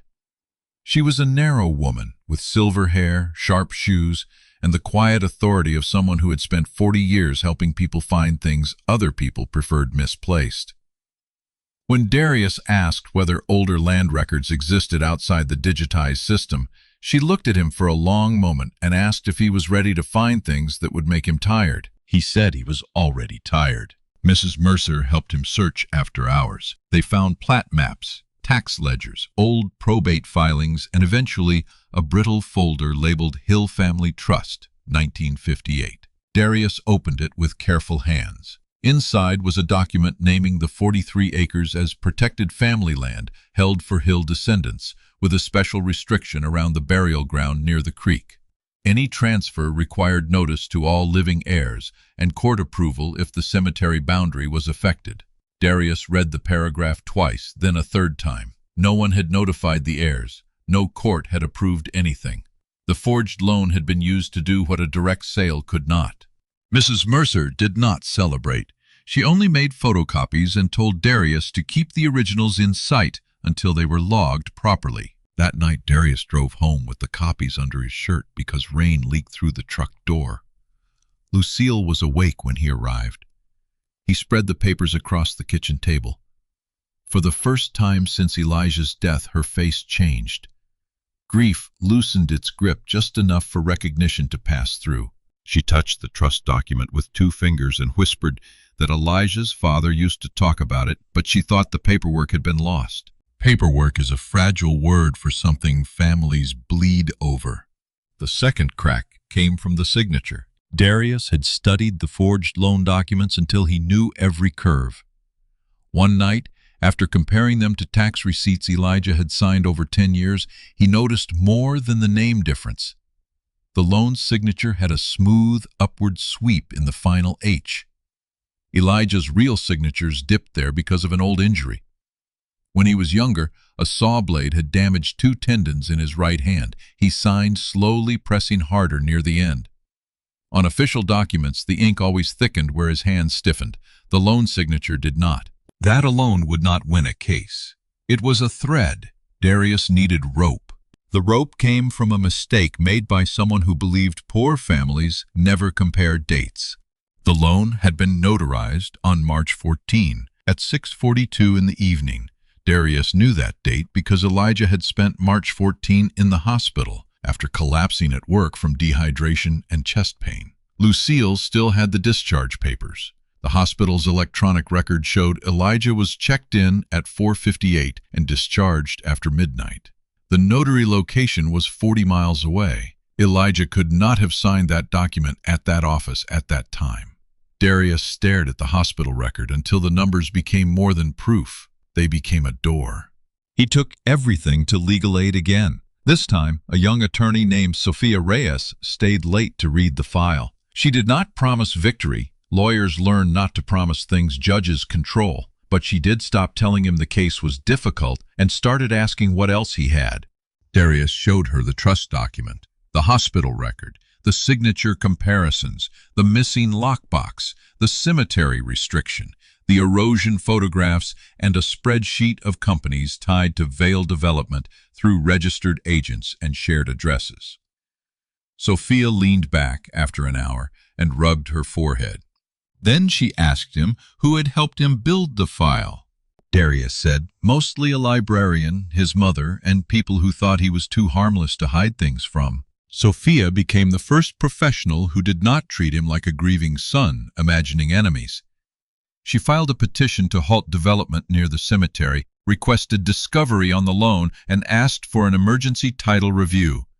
Conrad's lawyers responded with predictable confidence. They called Darius's claims speculative. They called the trust outdated. They called the hospital record irrelevant without expert analysis. They suggested the Hills were trying to extract money from a legitimate development after failing to manage their own affairs. The old story dressed in legal clothes. Meanwhile, construction continued on the sections not yet restrained by the court. The Copper Bend signs went up along the highway, showing smiling families beside a blue artificial lake that did not exist. Vail Development hosted a groundbreaking ceremony with gold shovels and catered barbecue.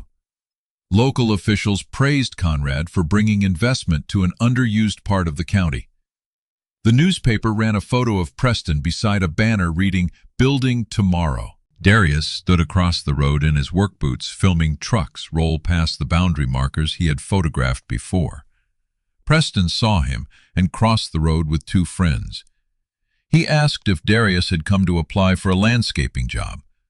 When Darius did not answer, Preston leaned closer and said the land looked better already. For 1 second, Darius imagined hitting him. Not because violence would solve anything, but because humiliation asks the body for an answer before wisdom can speak. He thought of his mother on the porch, Elijah's receipts, Mrs. Mercer's careful hands, Sophia's tired eyes reading late into the night. He put the phone back in his pocket and walked away. Preston shouted after him that walking away was what Darius did best. That sentence spread too. In-town stories did not need truth when they had rhythm. Darius walked away from college. Darius walked away from opportunity. Darius walked away from a fight. Soon, even people who pitied him began speaking about him with the soft disappointment reserved for someone who had confirmed their doubts. But walking away was not surrender. Sometimes it was evidence preservation. The midpoint came through an old man named Vernon Baptiste, a retired surveyor with a bad hip and a memory that worked better than the county archive.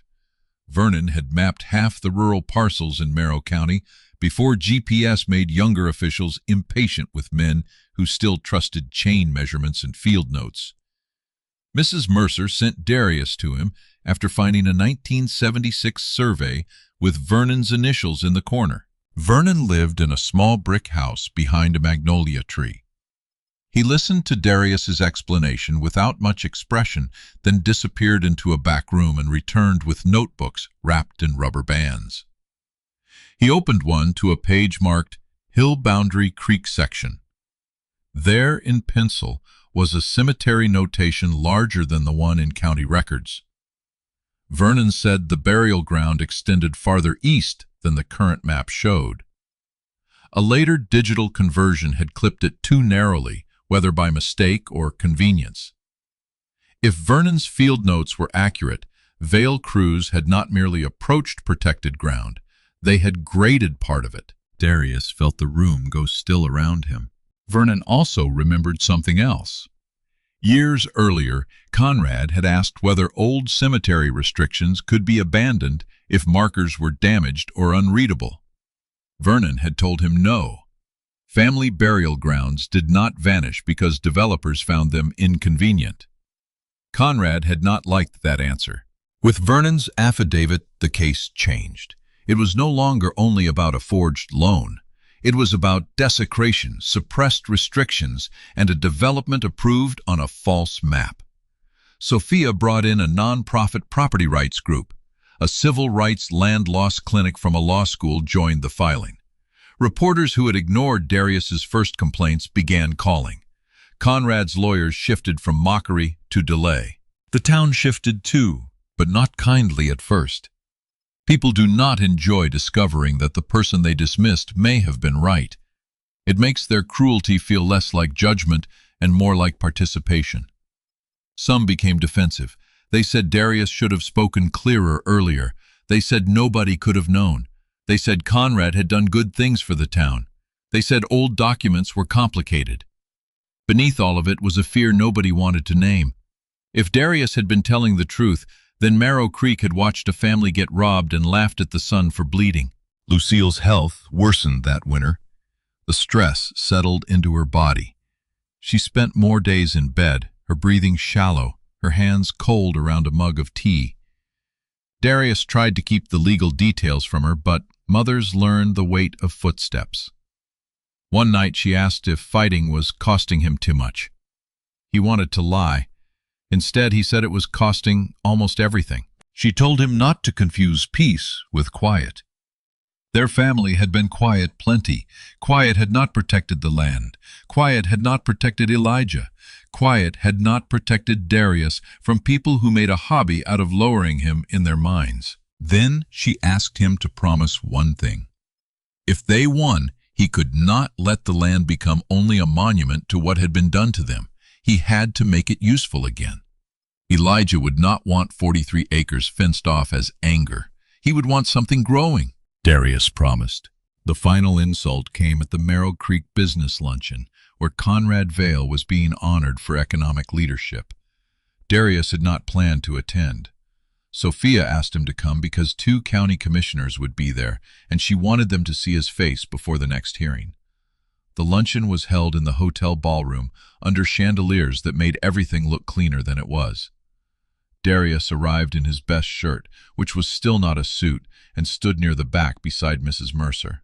Conrad gave a speech about progress, opportunity, and the courage to move beyond old limitations. Then, without saying Darius's name, he told the room some people mistake inheritance for achievement and blame others when they fail to build anything of their own. A few tables laughed. Preston looked directly back at Darius and lifted his glass. Darius felt heat rise in his face. Mrs. Mercer's hand touched his sleeve, light but firm. Not yet, that touch said. Not here. Not for their entertainment. Conrad continued praising young people who used opportunity instead of wasting it. The room clapped. Darius stood through every second of it. People later said he looked defeated. They were wrong. He was memorizing faces. 2 weeks later, Sophia received discovery documents from a Vale affiliate. Most were ordinary. Buried in a folder labeled Administrative Correspondence was a scanned email chain between Raymond Pierce and Marlene Trask from the records office. The messages discussed correcting an issue with Hill paperwork before the loan package was filed. One line from Raymond read, "Make sure the old trust reference does not create questions before Vale closes." Marlene replied, "The public index will show clean after conversion." Clean. That was the word she used for hiding a family's claim.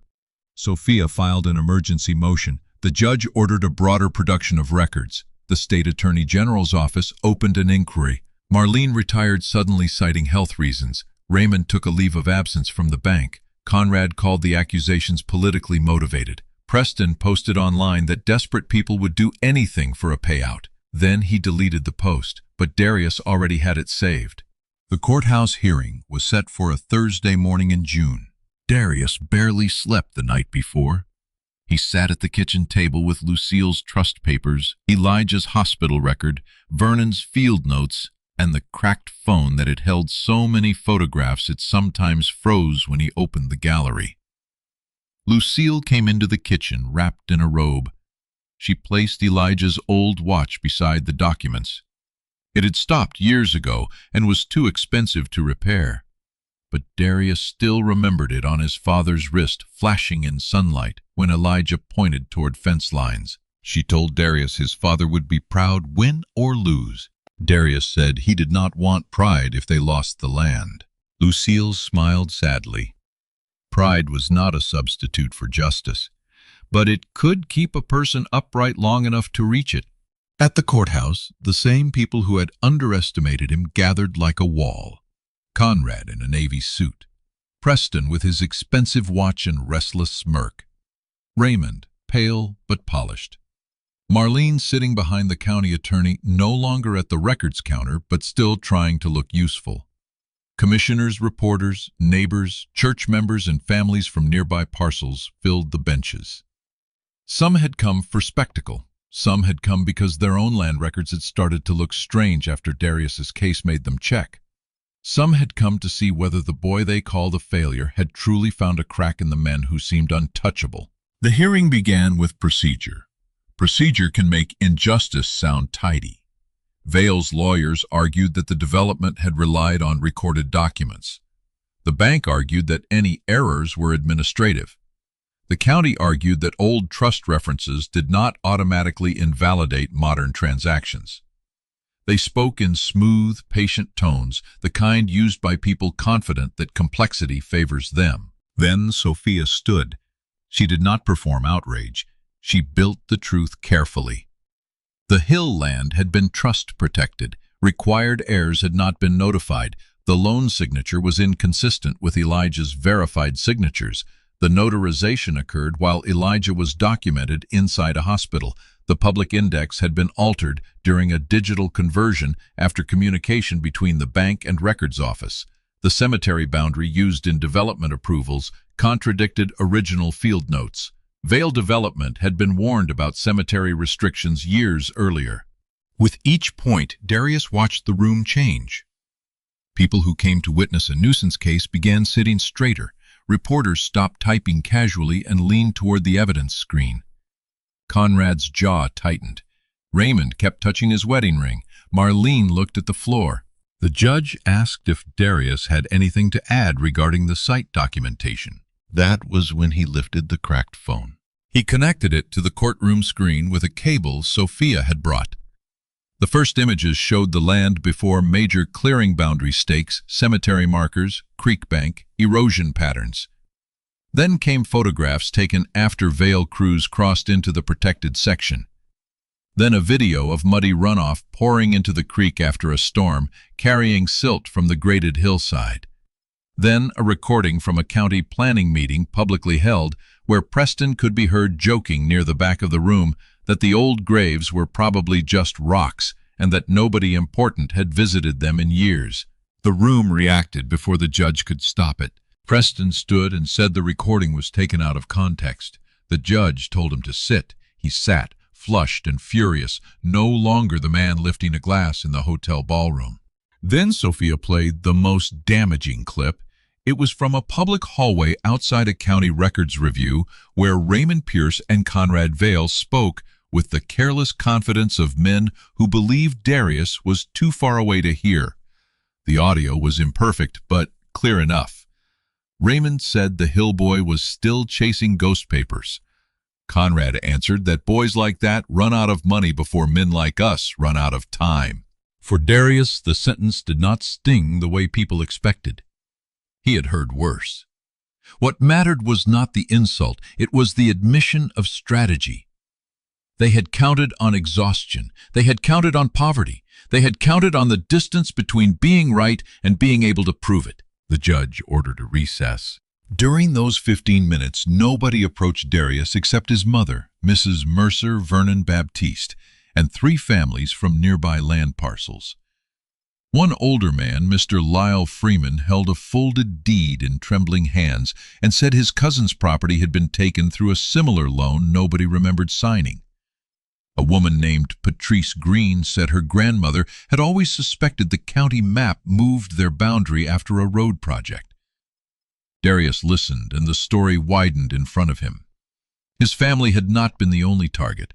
They had been one page in a larger book. When court resumed, the judge did not issue a final ruling on every matter. Cases that deep do not end in one dramatic sentence. But she did enough to change the balance of power. She halted all development on disputed land. She ordered preservation of company bank and county records. She referred the evidence of fraud to state investigators. She required Vail Development to post a multi-million-dollar bond against environmental and burial ground damage. She reopened the title review and froze transfers connected to the Hill parcel. For the first time in years, Conrad Vail left a courtroom without getting what he came for. The months that followed were ugly. Power rarely confesses all at once. It bargains, threatens leaks, rumors, blames subordinates, and searches for weaker doors. Vail's lawyers tried to settle privately. The first offer was insulting. The second was large enough that some people told Darius to take it and move on. His mother's medical bills were real. The house still needed repairs. His truck coughed smoke every time it started. Nobody would have blamed him for accepting money and resting, but the settlement demanded silence and gave Vail control of the development after a modified boundary agreement. Darius thought of the cemetery, the creek, the other families now searching their records, and his promise to Lucille. He said no. That refusal changed how people spoke about him. Some admired it. Others called him stubborn. A few said he was letting pride get in the way of generational wealth, as if stolen land returned with a gag order counted as wealth. Darius learned that people who once mocked you for having nothing may later mock you for refusing crumbs. The language changes, the pressure does not. State investigators moved slower than anger, but faster than Conrad expected. They found missing record scans, altered index entries, and a pattern of land-backed loans involving elderly black landowners and heirs without legal representation. Not every case was identical. Some involved confusion, some involved pressure, some involved signatures that deserve forensic review. Together they formed a picture Merrill County could no longer explain as coincidence. Raymond Pierce resigned from the bank before the board could fire him. Marlene Trask claimed she had only followed instructions, then produced emails showing she had received gifts from a Vail affiliate. 2 county commissioners returned campaign donations. The planning director took early retirement. Conrad's public statements grew shorter. Preston disappeared from social media. Darius kept working at the tire shop. That detail frustrated reporters. They wanted a cleaner transformation. They wanted him in a suit walking out of a courthouse with cameras flashing, already remade into the success story everyone understood. But Darius still had bills. Lucille still needed prescriptions. The legal process still required patience. So he changed tires in the morning, met Sophia in the afternoon, organized documents at night, and visited the cemetery whenever he needed to remember why exhaustion was not the same as defeat. One evening, after a long day in court, he found fresh flowers near Elijah's grave. Not on the family land, which was still under access restriction, but at the church cemetery where Elijah had been buried after his death. The flowers had no card. Darius stood there a while, wondering if they came from someone ashamed, someone grateful, or someone who had finally understood. He decided it did not matter. Some repairs begin anonymously because the person making them is not yet brave enough to be seen. The final resolution came almost 2 years after the first hearing. By then, Lucille's hair had gone fully gray. Darius had turned 27, and Marrow Creek had learned to pronounce words like restitution and title fraud with the familiarity once reserved for football scores. The state case resulted in criminal charges against Raymond and Marlene, along with 2 Vail executives who handled shell entities. Conrad avoided prison through a plea tied to cooperation fines and the surrender of disputed land assets, a fact that angered many people until the civil judgment landed. The civil court ordered Vail Development and associated parties to pay damages to the Hill Family Trust Fund restoration of the burial ground and creek, compensate neighboring families whose records had been manipulated, and cover legal costs for a broader land title review program. The total reached more than $26 million across multiple claims and funds. First Merrill Bank was required to create a restitution pool and submit to outside monitoring. The county had to rebuild its property index under state supervision with free notice to heirs on vulnerable parcels. The number mattered. Money is not the same as justice, but restitution gives consequence a body. It repairs roofs, pays lawyers, restores graves, funds surveys, and makes theft expensive enough for powerful people to remember. On the day the Hill land transfer was restored, Darius did not celebrate in the courthouse. He drove straight to the old property with Lucille beside him and Mrs. Mercer following in her car. The gate was rusted. The copper Bend sign had faded under 2 summers of sun, its painted families still smiling beside a lake that would never be built. Darius cut the chain with bolt cutters borrowed from Harpin's shop. He pushed the gate open slowly, as if entering a room where someone was sleeping. The land was scarred. Trees were gone. Grass had been scraped away in patches. The creek bank needed repair. The cemetery fence leaned where machinery had struck it. For a moment, the victory felt unbearably incomplete. Darius had imagined stepping onto restored land and feeling whole. Instead, he felt the weight of everything that could not be returned: Elijah's years, the pecan tree, Lucille's health, his lost college season, the softness that had left him while he learned to fight. Lucille seemed to know. She took his hand and told him, "Land remembers damage, but it also remembers seeds." They walked to the burial ground. Darius knelt and cleared weeds from his great-great-grandfather's stone. The name was weathered but still readable. Josiah Hill, born enslaved, died a landowner. Darius traced the letters with his thumb. For the first time in years, he cried without trying to stop himself. Not loud, not dramatic, just a release from some locked place inside him. After the judgment, people in Merrill Creek tried to revise their memories. They said they always knew Darius was smart. They said they had only worried about him. They said the town had failed him collectively, which was true in a way, but sometimes collective failure becomes a soft blanket thrown over individual choices. Darius remembered who laughed, who looked away, who warned him quietly, who helped after hours, and who risked something before victory made support easy. He did not spend his life collecting apologies. That would have kept him tied to people who had already taken too much. But he accepted the sincere ones. The principal, who once praised him and later called him a wasted opportunity, apologized in person. Darius thanked her and asked her to invite property lawyers and financial counselors to speak with students whose families owned land. The church deacon who had embarrassed Lucille apologized with tears in his eyes. Darius asked him to help organize rides for elders who needed to check county records. Harpin, the tire shop owner, admitted he had underpaid Darius for years because he assumed Darius had nowhere else to go. Darius asked him to raise wages for everyone in the shop before apologizing again. Preston Vail never apologized properly. He sent a message through an attorney expressing regret for remarks made during a stressful legal dispute. Darius read it once and deleted it. Some people only regret being recorded. Conrad Vail approached Darius outside court after the final order. He looked older, smaller, less polished, without the illusion of inevitability around him. He said he hoped Darius understood that business decisions can become complicated. Darius looked at him for a long moment. Then he said, "Stealing is not complicated for the person being robbed."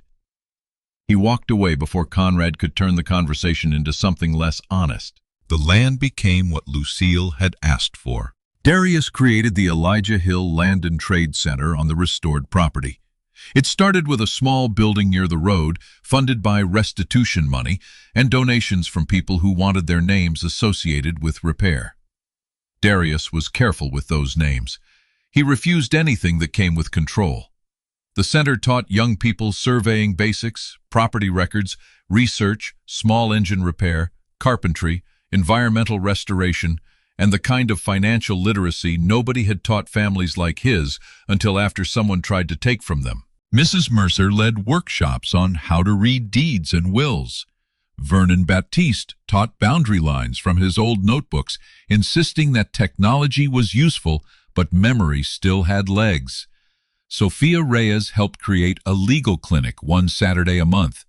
Lucille taught a class called Keeping the Box, named after Elijah's missing lockbox, where families learned to store receipts, wills, maps, tax documents, and photographs in more than one place. She spoke gently, but nobody left her class careless. Darius eventually finished his degree online, not because he needed a diploma to prove the town wrong, but because he still loved engineering. At graduation, he did not walk across a big stadium stage. He received the certificate by mail, opened it at the kitchen table, and placed it beside Elijah's repaired watch. Lucille made cornbread. Mrs. Mercer brought peach cobbler. Vernon complained the coffee was weak and drank 3 cups. Years earlier, people had treated Darius leaving college as the end of his promise. They had not understood that sometimes a dream has to bend around a crisis before it can stand again. He had not wasted his mind at the tire shop. He had sharpened it there. He had not disappeared into failure. He had gone underground like a root working where nobody clapped, growing strength where nobody looked. The first summer the center opened, a boy named Malik came in because his grandmother received a strange letter about back taxes on family land. Malik was 16, angry, embarrassed, and ready to throw the letter away because he did not understand half the words. Darius sat with him for 2 hours, explained each line, and helped him request records. The issue turned out to be a clerical error, not fraud, but the lesson remained. Confusion is expensive when only one side knows how the paper works. After Malik left, Lucille watched Darius file the copies and smiled.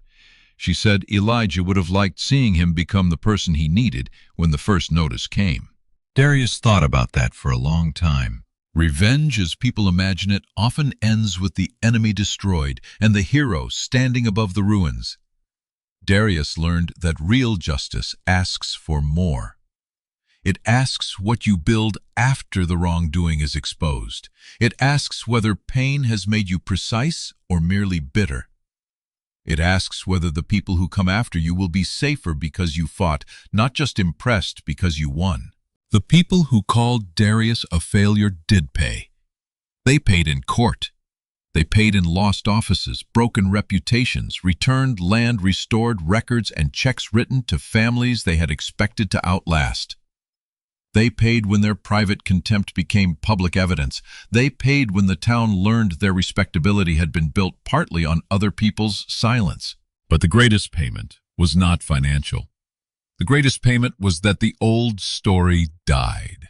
Darius Hill was no longer the cautionary tale whispered at grocery stores. He was not the dropout who could not handle college, not the poor son chasing ghost papers, not the angry black young man who needed to accept progress and move on. He became the man who proved that being underestimated is not the same as being defeated.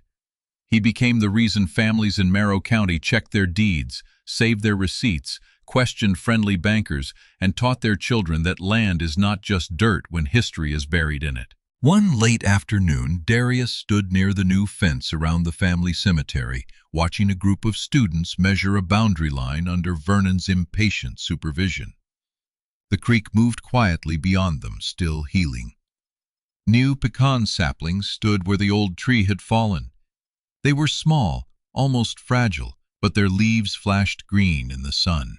Lucille sat on a bench near the center building, a blanket over her knees, watching the students with a peace Darius had not seen in years. Mrs. Mercer was inside, labeling archive boxes. Sophia was helping a family from 2 counties over review a suspicious deed transfer. Life had returned to the land not as it had been, but as something earned. Darius took out the cracked phone. He had newer phones now, better ones, but he kept that old device in a drawer and charged it once a month. It held the photographs, recordings, and documents that helped break open the truth. The screen was still fractured across the corner. Through the crack, images were harder to see, but not impossible. Darius liked that. It reminded him of those years when his life looked broken from the outside, while still holding evidence strong enough to change everything. He opened the first photograph he had taken after the pecan tree fell. For years, the image had hurt too much to look at. Now he studied it differently. The fallen trunk, the red clay, the empty sky. At the edge of the frame, nearly hidden by mud, a small green shoot had already been pushing up from the ground. He had never noticed it before. That was the part no one in Merrill Creek understood when they called him a failure. They were measuring him by what had been cut down. He was learning how roots survive.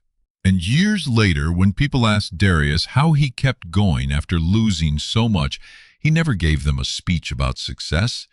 He did not talk about proving haters wrong or becoming better than the people who mocked him.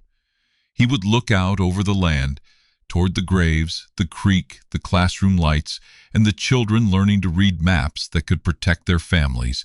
Then he would say, his father taught him that some inheritances are not given, they are guarded.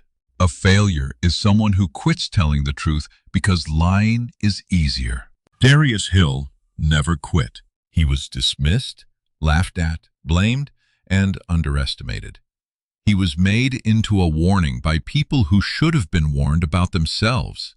Yet while they were busy calling him nothing, he was gathering everything. Every receipt, every map, every signature, every insult that revealed motive, every overlooked record that carried his family's name. And when he finally made them pay, it was not because he became cruel like them. It was because he became patient enough, disciplined enough, and brave enough to make the truth more expensive than the lie. The land still carries the Hill name. The pecan trees are growing again. The cemetery stones are clean. The county records now include protections that should have been honored all along, and in a town that once laughed at a black young man with muddy boots and a cracked phone, people learned to be careful before calling someone a failure. Sometimes the person they dismiss is not falling behind. Sometimes he is building the case that will bring the whole lie down.